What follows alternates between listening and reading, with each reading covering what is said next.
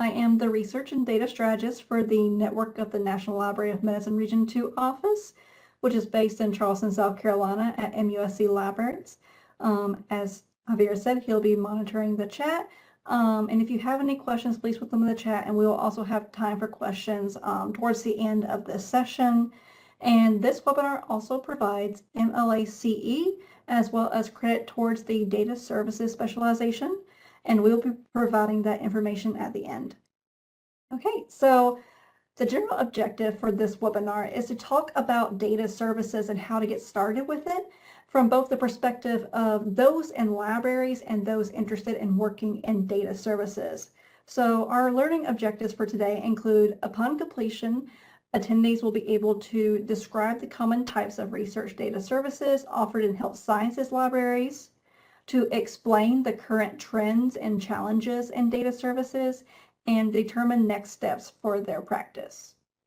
So our agenda for today is an overview of the different types of data services, the benefits of having data services in your library, the current trends in landscape, and next steps.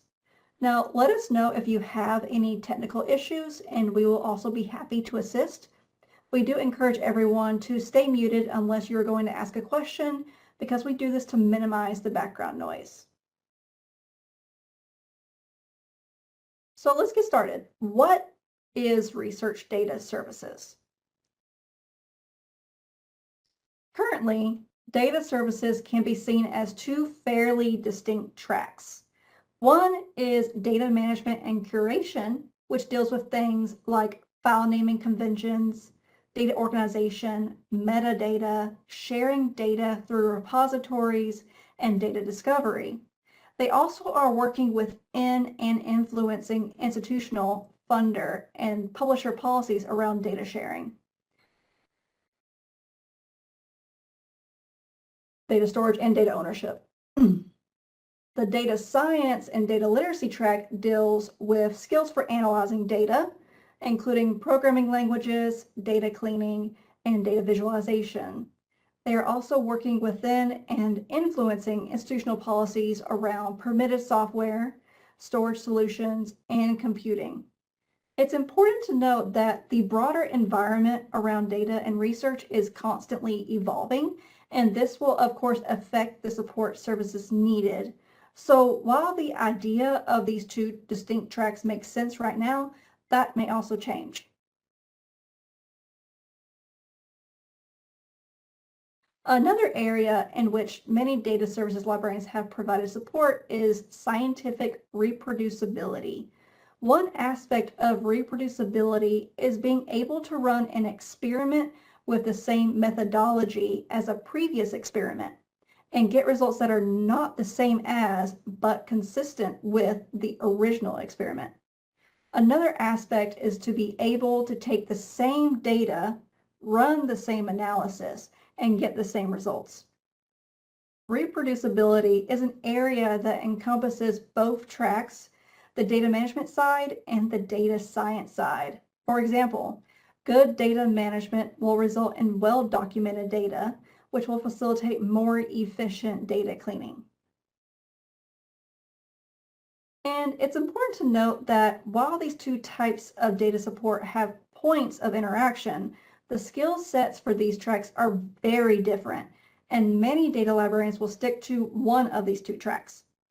Those providing introductory data services, particularly as a new service for a library, may offer informational level services for both tracks, such as a LibGuide on data sources, data tools, and data management tips. However, as our knowledge deepens, our services start aligning with those tracks. So how does RDS differ for health sciences librarians? Once librarians begin to develop deeper knowledge, or as data services departments and staff levels grow, roles become more clearly defined and greater levels of services are offered, including consultations and partnerships. Some areas of data services require more focus for health sciences librarians, and this slide contains some examples of those areas. So for libraries and health sciences institutions, particularly those with clinical areas, there is a greater focus on privacy and de-identification, otherwise known as PHI, secure storage and use of HIPAA compliant tools like REDCap, supporting researchers working to deposit in biomedical discipline-specific repositories, such as those NIH-supported repositories, the increased emphasis on data use agreements to protect human subjects and intellectual property, accessing and use of protected data, such as EHR data, and implications of data ethics for bioethics. Now, let's look at how these levels are laid out. Offering data services is not an all or none proposition. There are a range of types of support depending on both how much time can be dedicated to data work in your library and how much expertise the people providing the services actually have. Now, this is an example of how services can evolve as more staff, effort, and resources are allocated to data services. The first step might be taking on outreach to your research community to raise awareness of issues around open science and open data, policies around data sharing, and anything else data related that may affect them. And this is a good way to learn about these issues and to begin to make the connection between the library and data within your institution. Now, not all institutions and researchers may make that connection and understand that the library is a resource for them. And as knowledge gets deeper, you can begin to create resources such as research guides. Requires more time and expertise. It also provides an opportunity for a librarian newly providing data services to do a more deep dive to understand what resources would most benefit their community. It is an asynchronous activity, so it provides time and space to grow more knowledgeable in and comfortable with this area for somebody new to providing these services or a library that's new to providing these services as well. In education, whether developing synchronous or asynchronous activities is another step up in terms of both expertise and time commitment required. This is a point at which specialization in one of the two tracks, data science versus data management, may be warranted. Both are wide-ranging areas which benefit from a deeper focus. While it's not impossible to pursue both areas, the expectation that someone would do so is, in most cases, unrealistic. And data management consultations with researchers, labs, or departments will likely involve questions that are specific to a discipline or data type, going beyond the information that arises in an introductory course. It therefore makes sense to have the basics well in hand before taking on these types of consultations. While there may still be questions you can't address in the moment, you will at least have the grounding to know how to approach finding an answer. Similarly, consultations on data cleaning, analysis, and visualization may involve questions involving specific data types or more advanced features of tools or programming languages and will be difficult to manage without having a solid foundation. However, there are pathways to developing this area of consultation. Oftentimes, we will request someone submit a form with their question and all of their supporting information to allow the librarian time to research the question and potentially come up with solutions or reach out to other support offices in the institution who may also enhance the consultation support of that meeting. And infrastructure projects are not generally something that can be done by an individual. These typically require a team with deep expertise in data issues, access, discovery, sharing, etc., and with technical expertise. Projects of this nature can take months or even years to develop. For a library to consider taking on a major infrastructure project, their data services work should be fairly mature, as institutional buy-in is a critical aspect to the success of these types of projects. So now that you have a little bit of an understanding of the areas of data services and how to grow within data services as knowledge deepens, this is a version of the research lifecycle and the services that may be provided within each step. There are many variants to this, but the main takeaway is that there are data services needs throughout the research process, and the levels of service we just went through can be applied to any of these areas. So it doesn't need to be a blanket over data services. Perhaps a focus of your library can be on one of the areas or multiple of the areas, depending on how many resources you can allocate for them and the priorities of your institution. So why? Why would someone provide data services in libraries take on this role within their library or hire for roles within this library? The growth of data services in libraries is a reflection of the evolution of what is recognized as a valid academic output in biomedical research.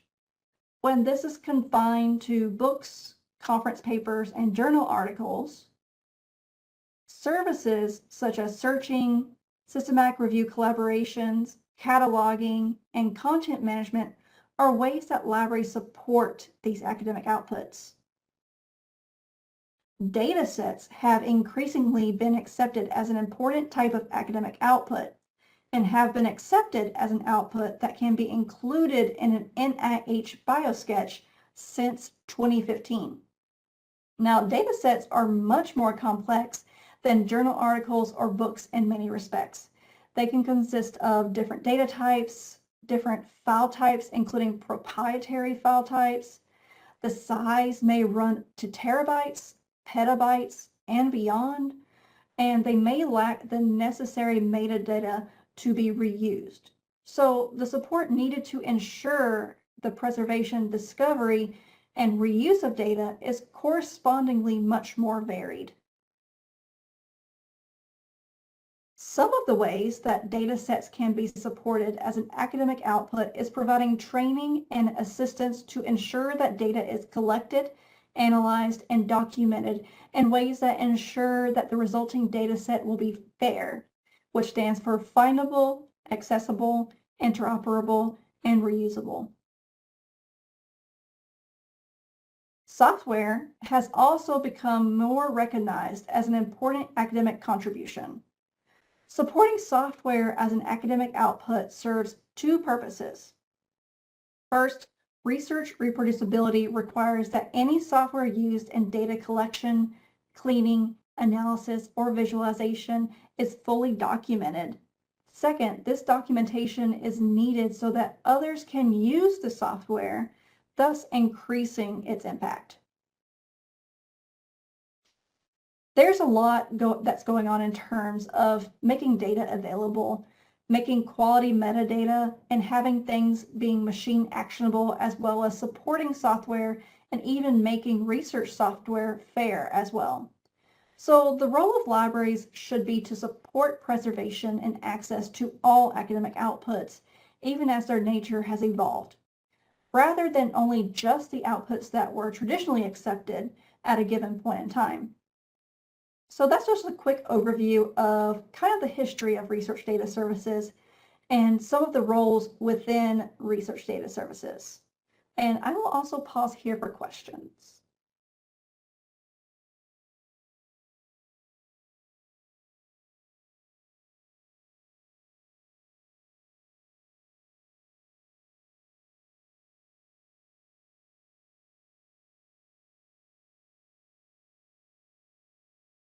No questions?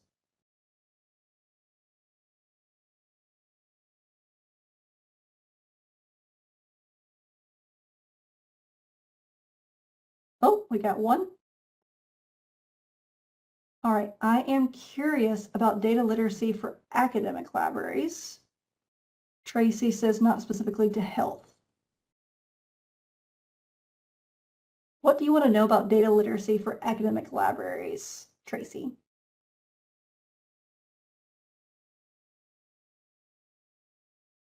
Is it a need as well? I mean, social sciences. Okay. I mean,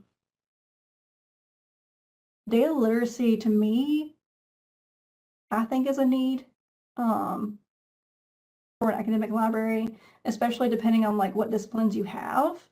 Um, I haven't seen it personally. So yes. So I would say to Tracy's question about data literacy, the short answer would be yes, it is needed. Data literacy is all about finding, so searching, identifying, and evaluating data sets for things like how reliable they are, what is how replicable, etc. Essentially, how fair they are, which we talked about the FAIR principles, and so as more and more disciplines in academia move towards more data-driven research, then yes, you probably want to make sure that these principles of data literacy are taught across a bunch of different disciplines. So, and if you have a specific question about one aspect of data literacy, there are some resources, I believe. There are resources from probably ALA or MLA that would probably be good for that.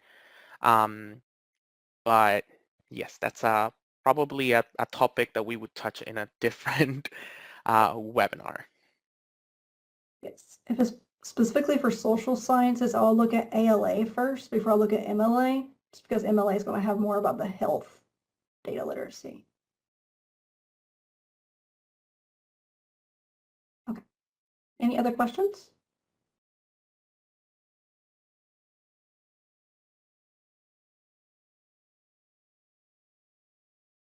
Okay, I'll move on. So let's look at the current landscape. So research data services, or RDS, have become a critically important topic for academic libraries. R1 universities, doctoral universities with a very high level of research activity, or others in that category have a range between 0 to 10 data librarians, with an average of about 2 data librarians per institution. And this information was actually gathered in 2019 from 131 R1 universities. And we expect that this number has grown significantly, so more research needs to be done to assess the current status of data services. Now, the State of Open Data 2022 found that 72% of researchers would rely on internal institutional resources to make their data more open. And researchers are looking for and relying on those internal support networks. So having a dedicated data services team, committee, or librarian on campus as a resource can be very beneficial. Now, when we look at all institution types from two-year colleges, bachelor and master programs, as well as doctoral colleges, we see that more libraries are getting involved in data services. An ACRL choice paper in 2019 found that in 2012, 60% of the responding libraries said that their library was not involved in RDS. Now, by 2016, just 44.1%, which was about 82, of the responding libraries were not involved in any RDS. And you can see that number decreasing over time as well. More and more libraries are starting or expanding their data services. Services like consulting on metadata standards, data management plans, or offering technical support and participating in data policy development have all increased since 2011, and we only see that number and that pattern growing. Now, most data librarian jobs are at universities with higher research activity.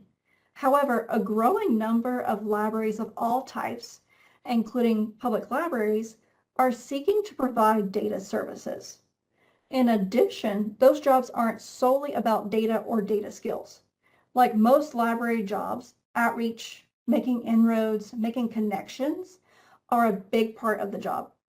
And there may be some resistance. So having good connections and building upon those will help people see the library in that data role.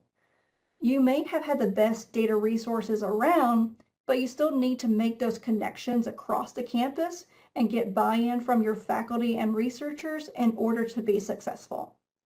Now, general data management, data repositories, and curation are some of the most common responsibilities.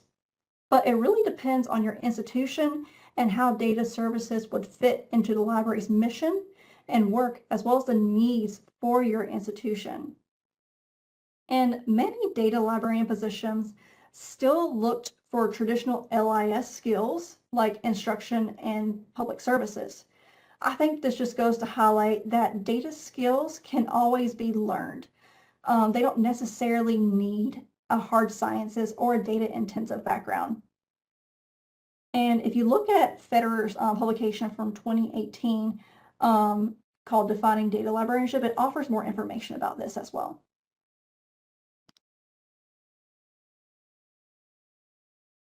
So in 2018, Federer surveyed data librarians on what skills they thought were most important to their roles. Soft skills like communication, building relationships, writing, and presenting were among the highest ranked skills. More technical skills, such as programming languages, data visualizations, using statistical software, were ranked much lower. Technical skills all ranked similarly, with about 30 to 50% of survey respondents saying that technical skills were very important. And this shows that there's not one specific technical skill that's universally needed, and that data librarians often have a variety of technical data skills. And the technical skills a data librarian needs will vary by institution.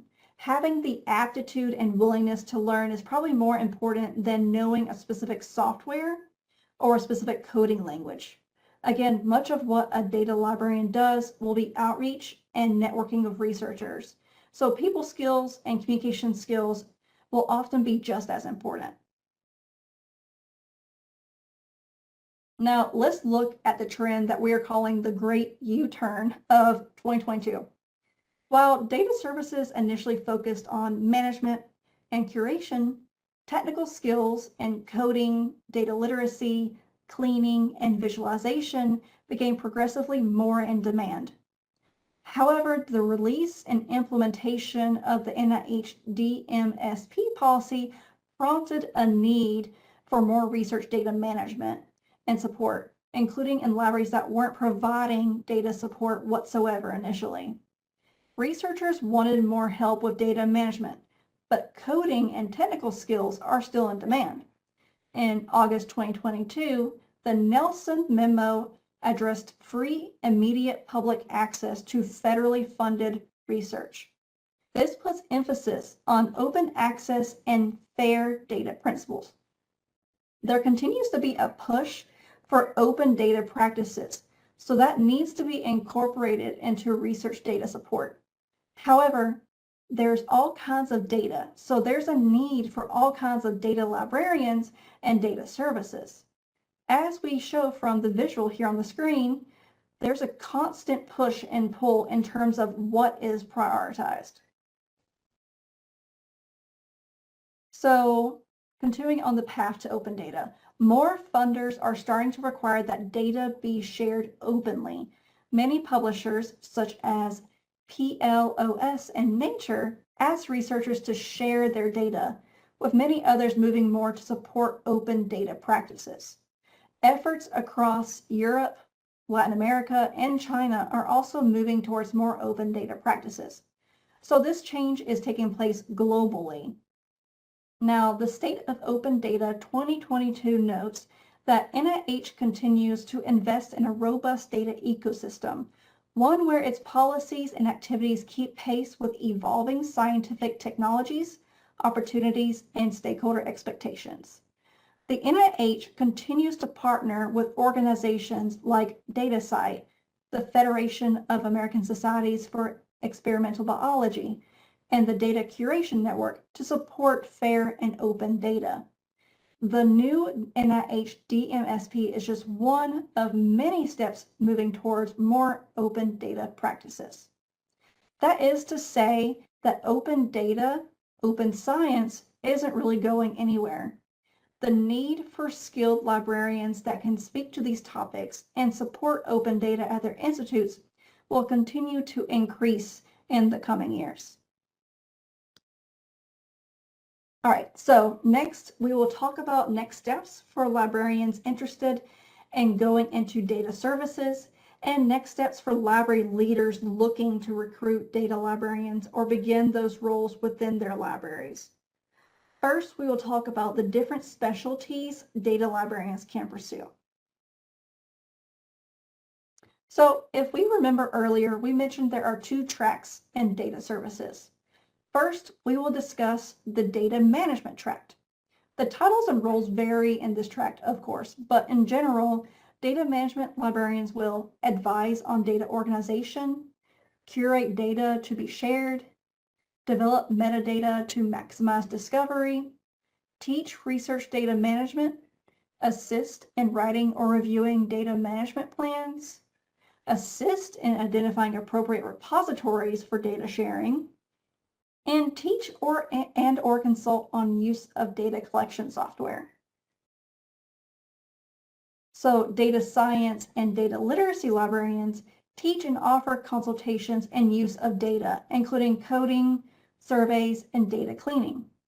So what might a data science librarian do? They can do coding, such as R or Python, the use of data collection tools, such as REDCap or Qualtrics. They can do some data cleaning, such as coding or using OpenRefine. There's also the data analytics tools, such as SPSS, NVivo, and MATLAB. There's also data visualization, including coding or using Tableau, and also how to perform statistics within a particular programming environment. As you can see, these responsibilities focus on working with tools and languages rather than conducting data science. Because of this, data science librarians are not likely to teach statistical analysis, such as which tests to run, and research design, like advising on the validity, power, or generalizability.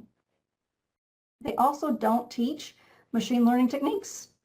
They're also not likely to teach anything that requires deep domain-specific knowledge. This is in general, there may be some difference depending on the priorities of your institution as well. And as you can see, this list alone is quite a hefty set of responsibilities for one person, since most data librarians do not have expertise across all of these systems. And many of these tools update and change almost constantly. Therefore, it is best to have an idea of what is in greatest use and demand within an institution in order to support those. For example, one institution may have researchers much more frequently using R, QuestionPro, and Tableau, with a smaller but significant percentage using STATA, Stata, and Power BI. It would be best to hire or develop expertise in those areas. Whereas for another institution where researchers are heavily using both R and Python, as well as REDCap, the data librarian's skills will need to be focused on those tools. And it's important to know that geographic information systems, otherwise known as GIS, tend to be its own concentration, where some librarians have GIS services as their central or sole responsibility because it requires a lot of expertise and knowledge in that area. And this is something you may want to consider along with the needs of your institution. So what else do data librarians or other library staff do? Now, the models for providing data services are very different at each institution, and there may be additional responsibilities that are part of the data services staff, or it may be distributed. So helping people find data, encouraging open data sharing, and teaching about reproducibility may be responsibilities of people like the library liaisons and the informationist within their assigned disciplines. Now, this is a distributed model. The benefit to this model is that liaisons are extending upon their knowledge of the literature, instruments, and other research support databases and tools. They're just adding data in the mix. In addition, they will also likely be able to develop strong abilities in the access of data since they are focused within one or more set lists of disciplines. And they may have much more awareness and deeper knowledge about what data exists within their discipline. They also may have a deeper understanding of opportunities for bringing in a data librarian, as well as what and how much data librarians would be able to do. Now, these are some tips in case you want to develop someone within your institution to become a data librarian. First, identify someone with an interest, such as a person who has already sought out training on working with data, has attended a conference, or is already working with researchers in this capacity. Provide ample professional development support so they can continue to grow their skills, and provide support in making inroads across the institution and connecting them with stakeholders to place the library in that data role and increase awareness of the library as a resource for working with data. And consider the value of differing backgrounds. The librarians in your institution may already be working with data in different ways, such as text mining. That might be your humanities or computer science librarian. GIS, it could be your social sciences, humanities, or urban planning librarians. The use of library subscriptions to data, that could be your business analytics librarian. The use of large open data sources could be those that work with computer science and engineering. Data cannot just be an add-on to their responsibilities. Think of things you can take away so that they can focus on data services and give time for growth into the role and provide clear goals to accomplish. So if you're hiring a data librarian, the biggest piece of advice we can provide is not to write a kitchen sink job description. Think about whether you want a data librarian, do you want a research impact, or an assessment librarian? What is it you actually want or need? Think about how fair it would be for one person to have all of these roles. As you consider this, also think about what specific focus makes sense for your institution and its needs, and draw up a job description based on all of that. Okay, so going back to that kitchen sink job description, here is an example of a kitchen sink job. We have bolded some of the more noteworthy aspects of this job description, and we've also included some of the general characteristics of this type of job description. So some characteristics of a kitchen sink post includes multiple responsibilities spanning both data services tracks as well as other responsibilities.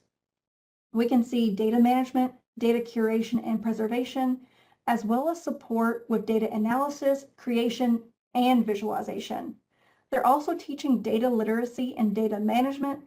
They're also staffing the service desk for 12 hours per week and serving as the subject liaison for the library and any other disciplines.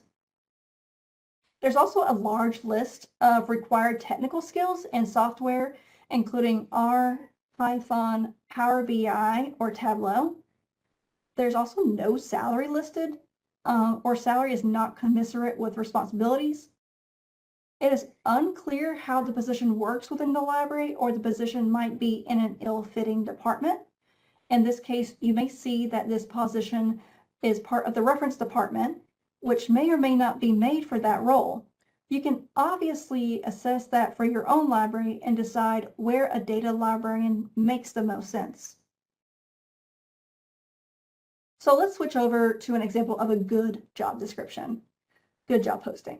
Some of the characteristics that we see is that it has a clearly outlined scope and that this one is the data archivist. So obviously this falls within the data management and curation tract, specifically focusing on archiving data, and includes the reporting line that the position reports to the university archivist, which makes sense, and the director of the University Digital Conservancy. It also includes required experience that is relevant to the position. And the salary is also posted for this job, which makes it a little bit more competitive for applicants. As for a second good job example, again, you can see there's a clearly outlined scope. So this is the geospatial librarian focused on supporting GIS and geospatial data services. There's departmental information, which establishes what has been done and where this position fits in. So you can see here they will collaborate with other members of the data cooperative and research engagement to develop strategies and partnerships and work with members of the library's technical services and support department. We can see that the required technical qualifications align with this position and aren't a laundry list. So people providing GIS services will be familiar with use of Python and GIS and JSON files and so on, which are used within GIS software. And again, the salary is also posted for this position. So you might ask, how can we hire something so specific when we are just starting and need to cover the breadth of data services? My recommendation is to determine if the services will be better offered using a distributed model, which I mentioned before, or whether there are specific initial needs a data librarian can focus on first. If so, hire for those needs at this time, and then consider having a plan for providing additional services as they are needed. So we have talked about developing a librarian already in your institution. Here are some tips for bringing in a librarian from the outside. Now, your data services librarian or team will never be able to meet all the needs of the institution. Think about what makes sense in relation to the services already provided across the campus and in the library, as well as the skills you'll need for someone in that role. Also consider the market. Data skills are transferable, so consider that they're being paid in industry, and you don't necessarily have to pay that, but consider that anecdotally we are seeing more and more of these positions and getting reports of small pools of applicants. So think about all the ways that you can compete, such as pay, but also benefits, and other ways of attracting good candidates, such as providing work from home or more control over their schedule. Make your budget for continuing education, such as time and financial support, especially for those homegrown data librarians. Also, make a way for them to be successful. Make connections with institutional leaders, working across campus to promote data services. You can work with other institutional leaders like deans or the associate vice presidents, provosts, and so on. Work toward improving barriers, such as policies going against data sharing. Consider tenure requirements and other higher level factors that can help those providing data services from the ground level to be successful. Also, people can come from many disciplines to be a data librarian, so keep in mind that these skills are transferable. If they have the basic building blocks, they can grow, such as going from knowing R to teaching Python. You may try certain services that are not well received and need to move into another service, continuing to build buy-in maybe over several years. And be aware of what is more needed for your institution and communicate that to those you are hiring or have hired so they can be successful and grow in their role. This can also help them understand some of the barriers they may run into. Now, data librarians are successful working in an integrated environment, such as liaisons or specialists. Introduce them to leaders, different stakeholders, library staff, and make strong connections there. This may also allow you to bundle libraries. So for example, open access can be grouped with open data in your brochures when you talk about repositories. Think about how you can capitalize on the successes in the library where data services can be added. Maybe you have a project with a researcher, you realize they are working with data, so you may recommend for the data librarian to come in and give a presentation about the services they provide. That way you can integrate your data librarian into your existing library ecosystem. Now, there are limitations to the role, such as reproducibility, data literacy, etc., etc. Think about scalability. What is a person actually capable of taking on considering the time that they have and the expectations or requirements of the project? Also the skills that each person has as well. And then we think about authority. The researchers may not see the librarian as an authority even when they are just communicating a policy, such as the NIH DMSP policy. There's also shoot the messenger problems. All or much of this is on-the-job learning for many librarians, even those specializing in data. And also getting people to associate the library with data is an ongoing task. Now you know all about research data services and the potential areas where libraries can go into, particularly if they're starting or expanding, but where can you start? Particularly if you want to become a data librarian and grow in the skills. We recommend the MLA Data Services Specialization. You can check out their website with more information about that. These are the kinds of accomplishments that you receive upon completing the data services specialization. Almost everything that we provide that's data related out of NNLM contributes to this. It is a great place for people to get started and understand what is happening with data services and growing their skills. So we highly recommend you look into that. We also have a number of offerings. I mentioned all of these that I listed here contribute to MLA's data services specialization, including both of our full courses, our fun courses, Fundamentals of Health Sciences Research Data Management, and Fundamentals of Health Data Science, our webinars on data management plans using the DMP tool, and an overview of the NIH Data Management and Sharing Policy, otherwise known as NIH DMSP, as well as on-demand modules about research data management, data sharing, supporting open science, and data ethics. And I think that is it. Okay, Diamond says, out of the 2 data tracks for librarians, would you say the level of outreach that comprises the job is about the same, or would one have more outreach responsibilities than the other? Oh, I think it depends. Yeah, I think outreach is a little bit more dependent on maybe the standing of library services in your institution. So I wouldn't say that the track necessarily will depend. I feel like the assumption would be that if you are sort of basing your services on the needs of the institution, like we mentioned, like April mentioned in the during the webinar, then you shouldn't have any issues with, and you shouldn't have a ton of outreach work to do because people are sort of already seeking the services. So I guess there would be more outreach work if the services don't fit your institution, and maybe that's also an opportunity to pivot a little bit. I don't know if that answers the question, Diamond. I mean, honestly, like outreach is just really trying to get institutional buy-in too from your different departments and the colleges on your campus too. So like if you're starting a data services part of your library, you're going to have to do more outreach at first anyways, just to get that institutional buy-in.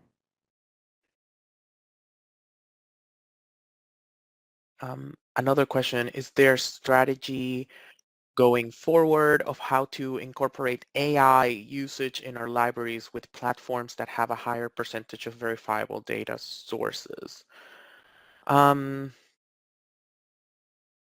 A strategy, how to incorporate AI usage.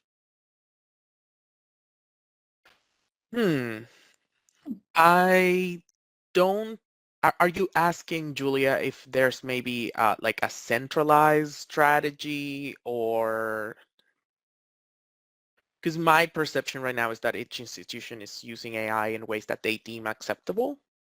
And the platforms, you mentioned platforms that have a higher percentage of verifiable data sources. Those tend to be sort of vendor specific. So that also depends a lot on your institution.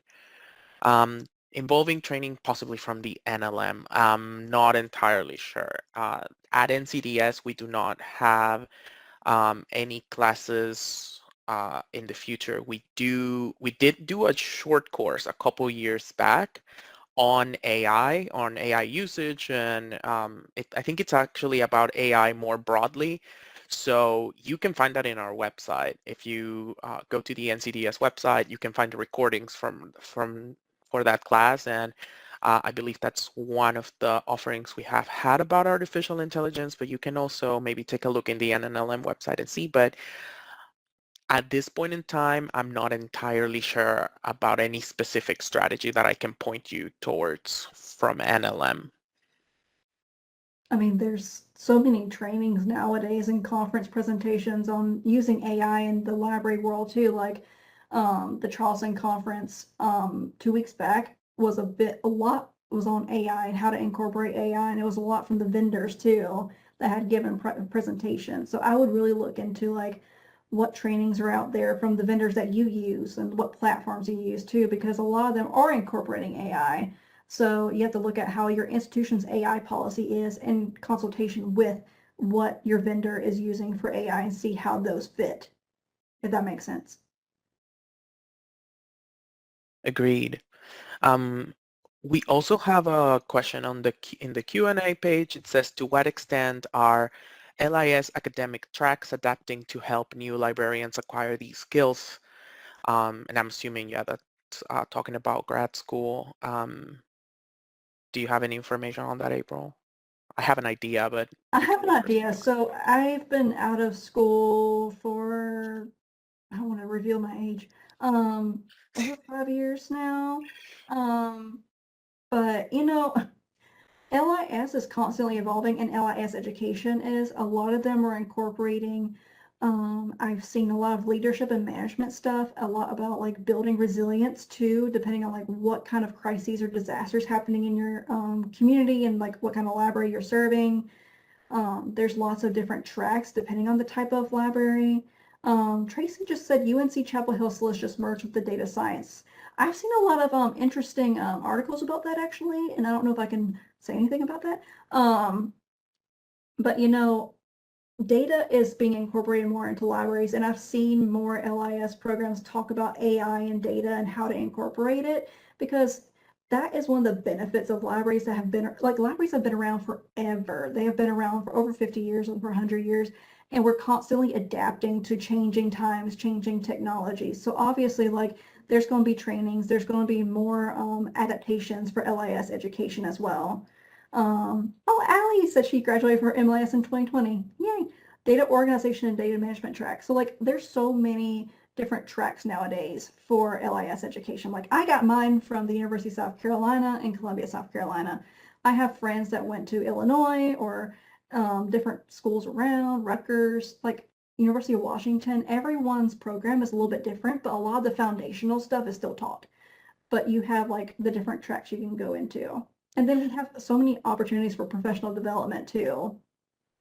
Yeah, and that's, I mean, you said exactly the thought that I was having. It really depends a lot by institution, but there are more and more institutions trying to, um, you know, develop these data management skills. I, for example, went to University of Washington, and I took a lot of data management classes, and there were also some data analysis classes, at least when it comes to some basic programming classes that you can take in library school.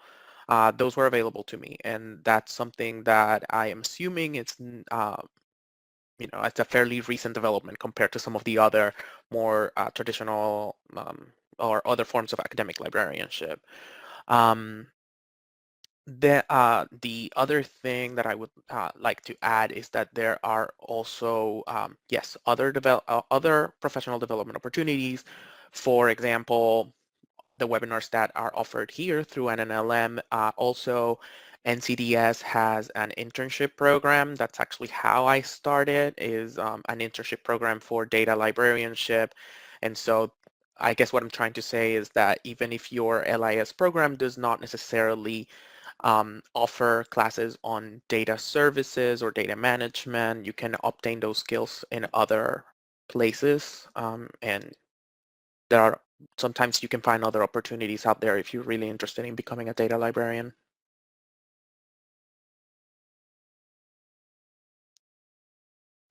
Okay, yeah, somebody here is then the University of Kentucky. They have taken an electronic resource management class, and they will be taking an entire course on AI in the spring. That's great. Oh yes, NCDS is the National Center for Data Services. We're the ones offering you this webinar now, along with Region 2, right, April? Mhm. Of NNLM. Yep. Are there any other questions at this point? Okay, thank you everyone for joining. Thank you, everyone.